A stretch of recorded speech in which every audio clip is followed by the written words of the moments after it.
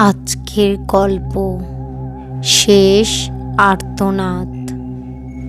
রাতের বেলা পুরনো জমিদার বাড়িতে যাওয়ার সাহস কারোরই ছিল না।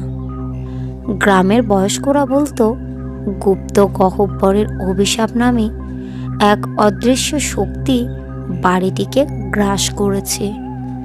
সেখানে যেই গেছে সেই আর ফিরে আসেনি। একদিন শহর থেকে আসা প্রত্নতাত্ত্বিক আরিফ ও তার দল জমিদার বাড়ির রহস্য উদ্ঘাটনের সিদ্ধান্ত নেয়। স্থানীয়রা সাবধান করলেও তারা গুরুত্ব দেয়নি। সন্ধ্যার পর বাড়ির ভেতরে ঢুকে দেখে ধুলো জমে থাকা মেঝেতে পায়ের ছাপ, অথচ তারা ছাড়া কেউ সেখানে ঢোকেনি।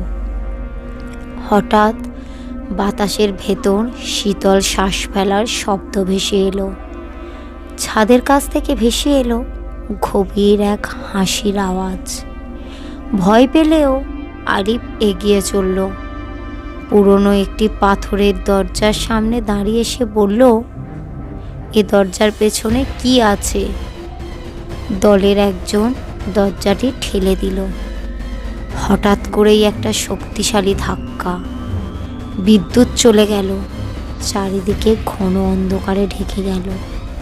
একটা তীব্র চিৎকার শোনা গেল। আরিফ পিছনে তাকিয়ে দেখল তার এক সহকারী মাটিতে লুটিয়ে আছে, চোখ দুটো রক্তবর্ণ।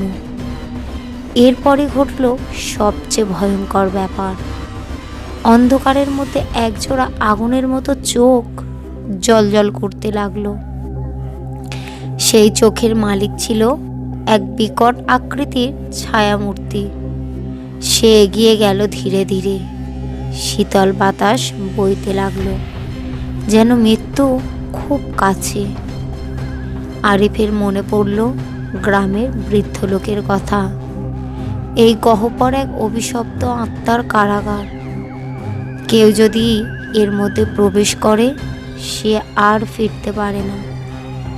ভয় ও হতাশা সবই ছুটতে লাগলো, কিন্তু দরজাটি বন্ধ হয়ে গেল হঠাৎ। সেই ছায়ামূর্তিটি এগিয়ে এসে বলল, আমার জায়গা নষ্ট করেছ, এবার তোমাদের আত্মা আমার দাস হবে। আর এবার তার দলের কেউ আর ফিরে আসেনি। কয়েক মাস পর আরেকটি গবেষক দল সেখানে গেল। তারা দেখতে পায় পুরনো দেওয়ালে খোদাই করা কয়েকটি নতুন মুখ, ঠিক আরিফের মতো দেখতে। সেই রাতের পর থেকে জমিদার বাড়ির পাশে কেউ গেলে কেউ শোনে করুণ চিৎকার, কেউ বা দেখে আগুনের মতো জ্বলজ্বলে চোখ। অভিশাপ আজও শেষ হয়নি।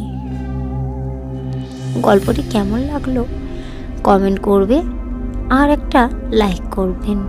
আরও নতুন নতুন গল্প পেতে চ্যানেলটিকে সাবস্ক্রাইব করবেন।